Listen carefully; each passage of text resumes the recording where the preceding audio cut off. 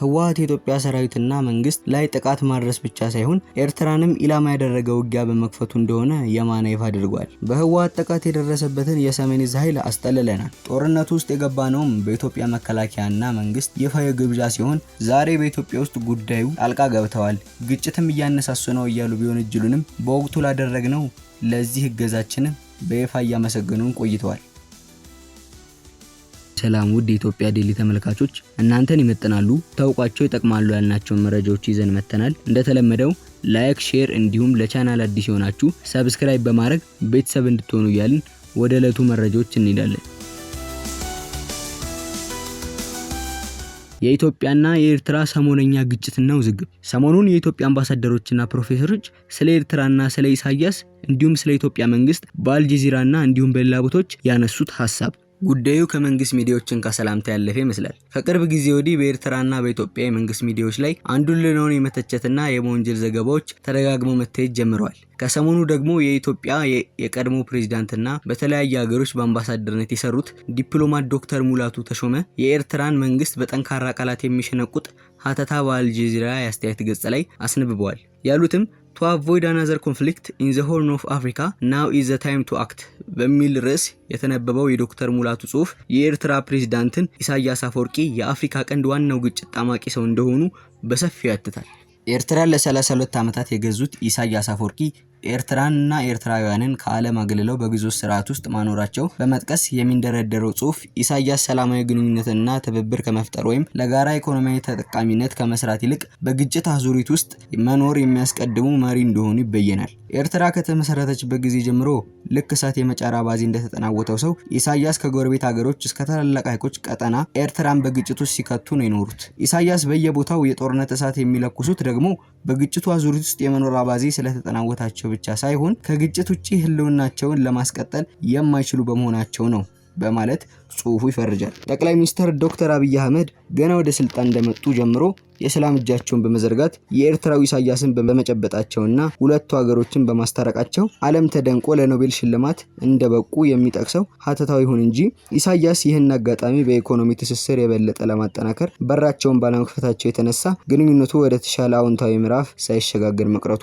ጽሁፉ ያትታል። የመሰረተ ልማት ትስስርም ሆነ የኢኮኖሚ ግንኙነት መጠናከር በኢሳያስ የሚፈለግ ባለመሆኑና ሰውየው ከዚህ ይልቅ በግጭትና ጦርነት ውስጥ መግባትን የሚመርጡ በመሆናቸው ከቀጠናው ሰላም ማስፈን አለመቻሉም ጽሁፉ ያብራራል። ህወሓት የኢትዮጵያ መንግስት ለማፍረስ ጥቃት ሲከፍትና የትግራይ ጦርነት ሲፈነዳም በህወሓት ላይ ለረጅም ዘመናት ቂምና ቁርሾ ቋጥረው የቆዩት ኢሳያስ ጦራቸውን ወደ ኢትዮጵያ አስገብተው በትግራይ ክልል እልቂትና ግፍ እንደፈጸሙ ዶክተር ሙላቱ በጽሁፋቸው ተንትነዋል። ሱዳን በጦርነት ተዘፍቃ ሳለ ሶማሊያም ገና ከሽብር ኃይሎች ሳትላቀቅ እንዲሁም የአፍሪካ ቀንድ ሰላም ሁኔታ ገና ከስጋት ሳይወጣ የኢሳያስ መንግስት በኢትዮጵያ ውስጥ አዲስ ግጭት እየጠመቀ ነው ይላሉ ጸሐፊው ሲቀጥሉ። በአማራ ክልልም የሚንቀሳቀሱ የፋኖ ኃይሎችን በመደገፍና በማስጠለል እንዲሁም በትግራይ ካሉ የህወሓት ኃይሎች ጋር አጋርነት በመፍጠር ኢሳያስ ኢትዮጵያ እንዳትረጋጋ እያደረጉ ነው ይላሉ።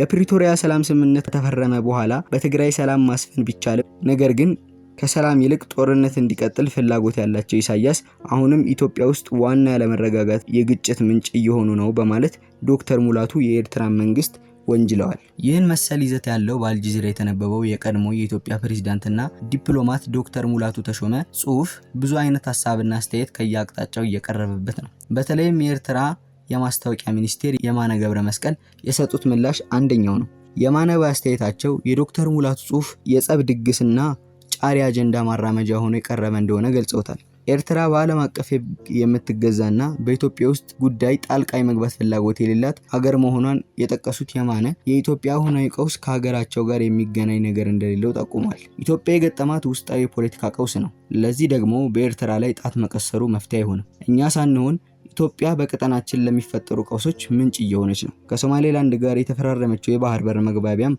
ስምምነት ቀጠናውን ለውጥረት ከዳረጉ ችግሮች አንዱ ነው። ኢትዮጵያ ሌሎችን ከመክሰሷ በፊት ለራሷ ውስጥ ችግሮቿን በራሷ መፍትሄ መፈለግ አለባት ብለዋል የማነ። በሌላ በኩል ኤርትራ ከትግራይ ጦርነት የገባችውና የተሳተፈችው ህወሓት የኢትዮጵያ ሰራዊትና መንግስት ላይ ጥቃት ማድረስ ብቻ ሳይሆን ኤርትራንም ኢላማ ያደረገ ውጊያ በመክፈቱ እንደሆነ የማነ ይፋ አድርጓል። በህወሓት ጥቃት የደረሰበትን የሰሜን ዕዝ ኃይል አስጠልለናል። ጦርነቱ ውስጥ የገባነውም በኢትዮጵያ መከላከያና መንግስት ይፋዊ ግብዣ ሲሆን ዛሬ በኢትዮጵያ ውስጥ ጉዳዩ ጣልቃ ገብተዋል፣ ግጭትም እያነሳሱ ነው እያሉ ቢወነጅሉንም በወቅቱ ላደረግነው ለዚህ እገዛችንም በይፋ እያመሰገኑን ቆይተዋል በማለት የኤርትራው ባለስልጣን ጠንካራ ምላሽ ነው የሰጡት። የቀድሞ ጠቅላይ ሚኒስትር የሟች መለስ ዜናዊ ሴት ልጅም ሰማሃል መለስ በበኩሏ ከሰሞኑ የውዝግብ ምንጭ ስለሆነው የኢትዮጵያና ኤርትራ ባለስልጣን መካሰስ የሚተች ጽሑፍ አስነብባለች።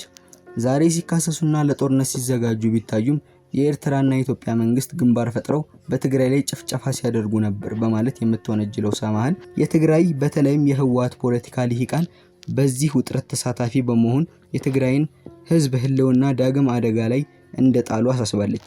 የኢትዮጵያ መንግስት አሁን ከኤርትራ ጋር እየተወዛገበ ያለው የባህር በር ለማግኘት ብሎ በፈጠረው አጀንዳ ብቻ ሳይሆን በግጭትና በቀውስ ስም ምርጫ ለማራዘም ካለው ፍላጎት ሊሆን እንደሚችል ሰማሃል ተጠቁማለች። የትግራይ ፖለቲከኞች የውጭ ጣልቃ ገብነትን አጥብቀው እንዲከላከሉ የምታሳስብ ሲሆን የትግራይ የፖለቲካ ኃይሎች ዋናው አሳሳቢ ጉዳይ መሆን ያለበት የፕሪቶሪያ ስምምነት ተግባራዊነት መሆኑን ታስረዳለች። የዶክተር ሙላቱ ተሾመ ጽሑፍ ከሰሞኑ ሙግቶች ሲቀሰቀስ የሰነበተ ነው። ኤርትራና ኢትዮጵያ ለአይቀሬ ጦርነት እየተዘጋጁ ነው የሚለው ደግሞ ከሁሉ ጎልቶ መሰማት ጀምሯል። ሁለቱ ጎረቤት ሀገሮች ለዳግም ጦርነት እየተዘጋጁ ነው ከሚለው ጎን ለጎን ደግሞ በቀጠናው ያለው የኃይል አሰላለፍ ለመበተን የተደረገ ጥረት ተደርጎም ሲቀርብ ሰንብቷል። የሰማሃል ጽሑፍም ይህን በተወሰነ መልኩ ለማሳየት የሞከረ ሲሆን ከዶክተር ሙላቱ ጽሑፍ ጎን ለጎን የጠቅላይ ሚኒስትር ዶክተር አብይ ለህወሓት 50ኛ ዓመት ክብረ በዓል በትግርኛ የላከው የመልካም ምኞት መግለጫም በአሁኑ ወቅት መንግስታቸው ህወሓትን ለማቅረብና ጎን ለማሰለፍ መከጀሉን እንደሚያሳይ ጠቅሳለች። በቀድሞ የህወሓት ከፍተኛ አመራር በአቶ ስብሐት ነጋ በኩል የትግራይ ፖለቲካ ኃይሎችን ከኤርትራ መንግስት ጋር ለማቀራረብ ጥረት መቀጠሉ ሲነገር ቆይቷል። በሌላ በኩል የህወሓት ጽህፈት ቤትን ይዞ ከትግራይ ጊዜያዊ አስተዳደር ጋር ሲወዛገብ የቆየው የነ ዶክተር ገብረጽዮን ገብረ ሚካኤል ቡድን የኤርትራ ጋር ግንኙነት ስለመመስረቱ በተደጋጋሚ ሲነገር ሰንብቷል። ኤርትራ ከትግራይ ፖለቲካ ኃይሎች ጋር ፈጠረችው ከሚባለው ግንኙነት በተጨማሪ በአማራ ክልል ከሚንቀሳቀሱ የፋኖ ኃይሎች ጋር በጋራ ስትሰራ ቆይታለች ሲባልም ነበር። ኤርትራ ለፋኖ ኃይሎች መጠለያ ብቻ ሳይሆን የሎጂስቲክና የስልጣንም ድጋፍ ምንጭም ሆናለች ሲባል ከርሟል። እኩል ደግሞ ኤርትራ ከግብጽና ከሶማሊያ ጋር የሶስትዮሽ አጋርነት ስምምነት በመፈራረም የጋራ ግንባር ስትፈጥር ነበር። ኢትዮጵያ የባህር በር አጀንዳን ይዛ ባለፈው ዓመት ብቅ ማለቷ ከኤርትራ እስከ ጅቡቲና ሶማሌ ድረስ ያሉ ሀገሮችን ስጋት ውስጥ መጣሉ ሲነገር ቆይቷል። ይህ ዜና በረድ ሳይል ደግሞ በአመቱ አጋማሽ ኢትዮጵያ ከሶማሌላንድ ጋር የባህር በር ስምምነት መፈራረሟ ከዋናዋ ሶማሌ ጋር ከባድ ውጥረት ውስጥ እንዳስገባት ይታወሳል። ይህን አጋጣሚ ተገን በማድረግ ኤርትራ የካይሮና የሞቃዲሾ መንግስታት አሰባስባ ጸረ ኢትዮጵያ ግንባር በመፍጠር ባለፉት ጥቂት ወራት በሰፊው ሲዘገብ ቆይቷል። በቅርብ ወራት ሁለቱ ሀገሮች የአቪዬሽን ግንኙነት ሲያቋርጡ መታየቱም የዚሁ የግንኙነት መሻክሩ ውጤት ነው ሲባል ታይቷል። ከሰሞኑ ደግሞ በኢትዮጵያ ኤርትራውያን ስደተኞችን የማፈስ እርምጃ መጀመሩን በተፈናቃዮች ጉዳይ የሚሰሩ አንድ የመረጃ ምንጭ ለሪፖርተር ጠቁሟል። ብርጌድ ንሓመድ እንዲደራጅ የኢትዮጵያ መንግስት ፈቀደ ቢባልም ነገር ግን ልክ እንደ ቀድሞ የኢትዮ ኤርትራ ጦርነት ዘመን ሁሉ ኤርትራውያንን እያፈሱ መላክ መጀመሩን ነው የመረጃ ምንጩ የተናገሩት። ከዚህም ባለፈ አዲስ መረጃ ስናገኝ የምናሳውቃችሁ ሲሆን የዛሬ መረጃችን ይህን ይመስላል። አብራችሁን እስከ መጨረሻው ደቂቃ ድረስ ስለቆያችሁ እያመሰገንን ሌሎች የኢትዮጵያ ዴይሊ ዝግጅቶች እንዲደርሷችሁ ሰብስክራይብ፣ ላይክ፣ ሼር እንድታረጉ በአክብሮት እየጠየቅን ዝግጅቶቻችንን እናገባዳለን። መረጃውን ሳቀብላችሁ የነበርኩት እኔ ማቲያስ ታደሰ ነኝ። መልካም ጊዜ